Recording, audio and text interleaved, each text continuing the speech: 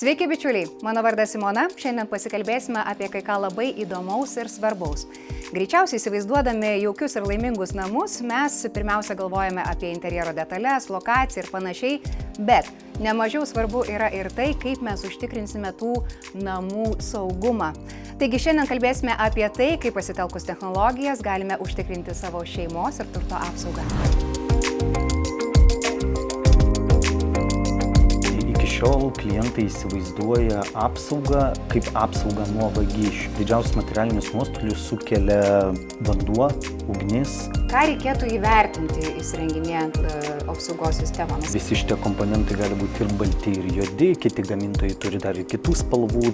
Įrengus namuose tikrai atrodo negadina interjero, o jį neretai ir puošia. Patekimas paprastas. Authenticated. Nuostabu. Gerai, dabar aš noriu pabandyti.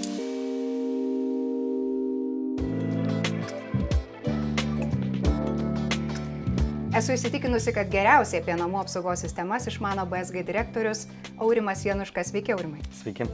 Sakykit, Aurimai, o kuriame etape, namų kūrimo etape apskritai reikėtų pradėti galvoti apie namų apsaugą? Priklauso, kokį būstą turite. Jei, pavyzdžiui, statotės namą, tai reiktų pradėti galvoti jau tada, kada vežate statybinės medžiagas į teritoriją. Jei turite butą, galite pradėti galvoti tik tada, kada jis pilnai įrengtas ir jau planuojate kraustytis. Bet man, pavyzdžiui, atrodo, kad, tarkim, ar ne, aš, sakot, įsirengiu butą ir aš tada sugalvoju, kad man reikia apsaugos sistemos, bet man baisu, kad įrenginėjant apsaugos sistemą reikės sugadinti sienas, nes reikia kažką pragręžti, kažkokius laidus vesti ir Todėl ir sakau, galite, bet nebūtinai turite.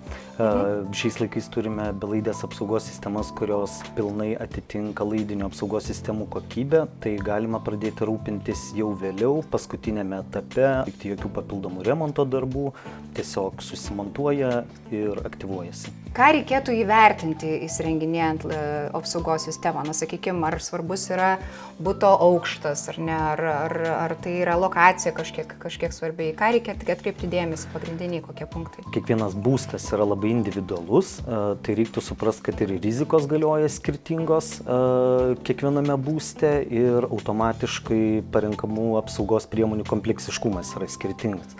Tai jeigu jūs gyvenat, sakykime, 6 aukšte, 9-aukščiame pastate, patekimas per balkoną nėra įmanomas, tai tokio buto apsaugojimui galbūt nereiktų net judesio jutiklio. Galbūt užtektų durų magneto, priešgaisrinio jutiklio, vandens nuotekų jutiklio ir viskas. Jeigu gyvenate name, tuo tarpu, ten rizikos yra visiškai skirtingos, jau nekalbant apie vidaus apsaugojimą, yra išorė, laukas, kiekvienas namas yra individualus, ne visi turi ūkinius pastatus, kai kurie materialinės vertybės kaip žaliapjovė, sniego kasimo įrenginius, brangius grilius laiko tiesiog teritorijai, tai ten jau reikia pagalvoti ne tik apie vaizdo stebėjimo kameras, apie lauko judesio jutiklius arba galbūt viso perimetro namo apsaugojimą. Ar sudėtingas apsaugos sistemos įrengimas? Specialistams apsaugos įrengimas namų ūkiam iš esmės tikrai nėra sudėtingas. Belaidės apsaugos sistemos įrengimas gali trukti nuo 2 iki 4 valandų, priklausomai nuo to, kiek komponentų įrenginių yra naudojama. Laidinės apsaugos sistemos įrengimas trunka šiek tiek ilgiau. Dažniausiai pas klientą tenka važiuoti 2 kartus, tai esant būsto daliniai apdailai prasivesti laidus ir po to jau pilnai įrengtame būste pakabinti ir aktyvuoti apsaugos sistemą. Aurimai, o ką paprastai reikia priminti klientam?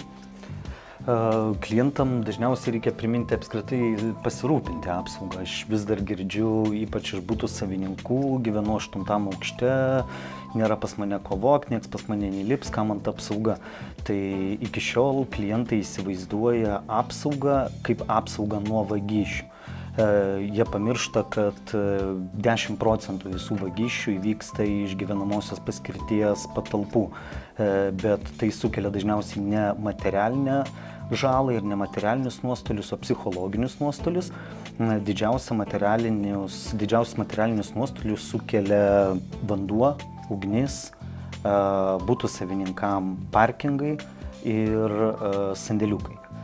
Ir svarbiausia, ką rekomenduoju nepamiršti, sumontuotas apsaugos sistemas pasijungti į saugos tarnybų stebėjimo pultus, nes vagystės dažniausiai vyksta nakties metu, kada mes miegam, taip mes turim išmaniąsias programėles, galim viską matyti, stebėti, bet leiskim tai daryti specialistam.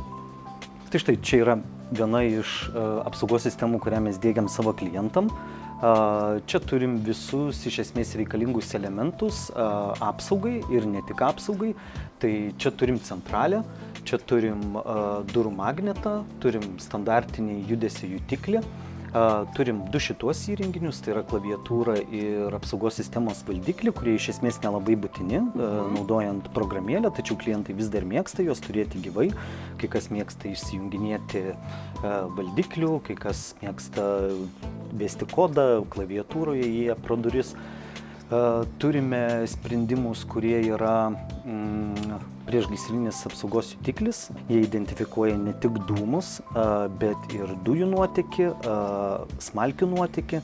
Tas yra tikrai aktualu tiems, kurie turi židinius namuose. Turime vandens uždarimo sklendę, kuri montuojasi ant vandens įvado. Tai suveikus šiam jutikliui automatiškai uždaroma sklendė, nuotėkio nebus. Turime jungiklius, standartiniai šviesos jungikliai, kurie lygiai taip pat jungiasi į tą pačią sistemą, aktyvuojami, galima juos valdyti, galima suprogramuoti, kad atjungus apsaugos sistemą visuose namuose užsidega šviesos, galima tiesiog ant fotelio išjungti šviesas. Visi sumontuoti apsaugos komponentai jungiasi į vieną sistemą, tiek apsaugos, tiek neapsaugos. Valdymas iš ties yra labai paprastas. Galima aktyvuoti, deaktyvuoti, galima jungti naktinį režimą, čia galima valdyti ir apšvietimą, galima valdyti elektros lizdus, matomi visi įrenginiai įdiegti, galima pasižiūrėti temperatūrą kambariuose, galima matyti sumontuotas kameras. Tai aš ką noriu pastebėti tiesiog labai žmogiškai ir moteriškai, kad labai gražus dizainas, tiesiog labai švariai, labai estetiškai, kad, žinot, nebūtų tų baisių bumbulų prikabinta, kaip įsivaizduoju senais laikais tos kameros. Tai čia viskas labai, man atrodo, tiesiog stilingai labai atrodo namuose, tiesiog. Taip, visi šitie komponentai gali būti ir balti, ir juodi, kiti gamintojai turi dar ir kitų spalvų, tai sakau, gamintojai tikrai daro neblogą darbą ir dizaininę prasme, nes įrengus namuose tikrai atrodo negadina interjero, o jį neretai ir puošia. Taip, irgi montuojasi tokios sistemos patekimų į patalpas, tai yra standartinė įeigos kontrolės sistema, tiesiog su facial recognition funkcija. Jinai turi ir temperatūros matavimo funkciją, kas buvo aktualu per COVID-ą, tikėkimės nebebus aktualu. Taip. Tai va, patekimas paprastas. Authenticated. Nuostabu. Nu gerai, dabar aš noriu pabandyti. Ar tikrai čia veikia? Nepradės čia kaukti kas nors? Oi, ne, tiesiog ne.